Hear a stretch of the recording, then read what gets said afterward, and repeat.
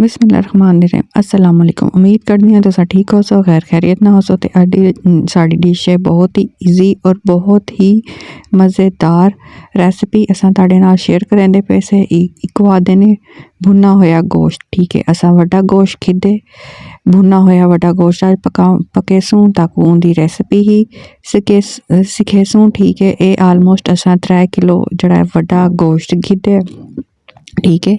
तुसा eco pressure cooker सटो या इवें जी पकाउंदे हो तुसा उवें पका गिनो, ठीक है। प्रेशर कुकर असां अपना गोश्त सटे वल इंदे असां सटेसूं बसल कपे होए 4 तो 5 बसल असां कप के इंदे सटेसूं, ठीक है। वला असां इंदे सटेसूं टमाटर, ठीक है। टमाटर कप के इंदे असां सटे ने हुण असां इंदे सटेंदे खड़े से जी रतियां मिर्चां ते दड़ा मिर्चां जिकू देगी मिर्चां आते ने वो असां इंदे सटियां ने। हुण असां इंदे सटेंदे खड़े से जी नमक, ज़्यादा मसाले इंदे कहना वैसन घरे जड़े मसाले उसन उंदे नाल ये पकसी, ठीक है। नमक तुसा अपने टेस्ट के अकॉर्डिंग सटो, मिर्च मसाले अपने टेस्ट के अकॉर्डिंग सटो तुसा।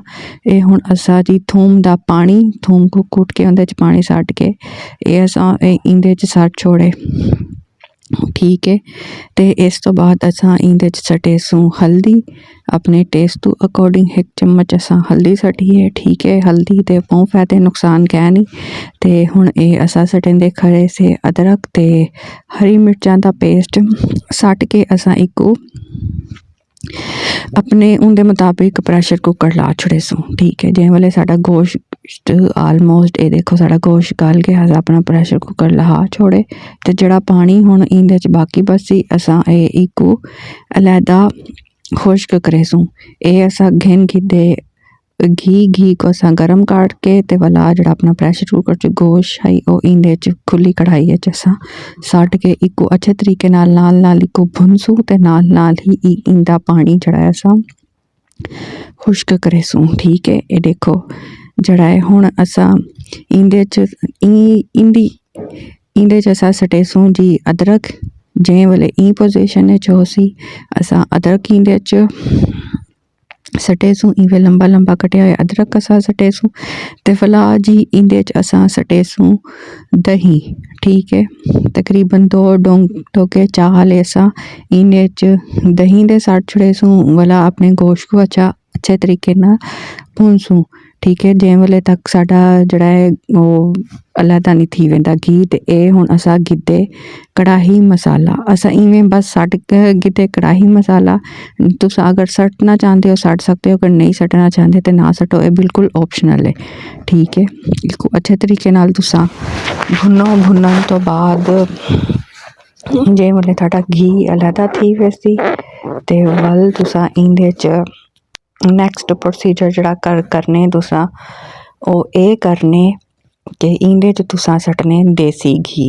अगर ताकू भांदे तुसा सटो, अगर नहीं भांदे तो तुसा ना सटो, ठीक है। ये मसाले इंदे कहना वैसन, ठीक है। मेरी रेसिपी को ज़रूर तुसा अपने फ्रेंड्स एंड फैमिली दे नाल जड़ा है शेयर करनी है अगर ताकू पसंद आंदी है, ठीक है। ते मेरी रेसिपी को ज़रूर तुसा पसंद करनी। इवें असां 3-4 साबत इंदे मिर्चा सटेसूं।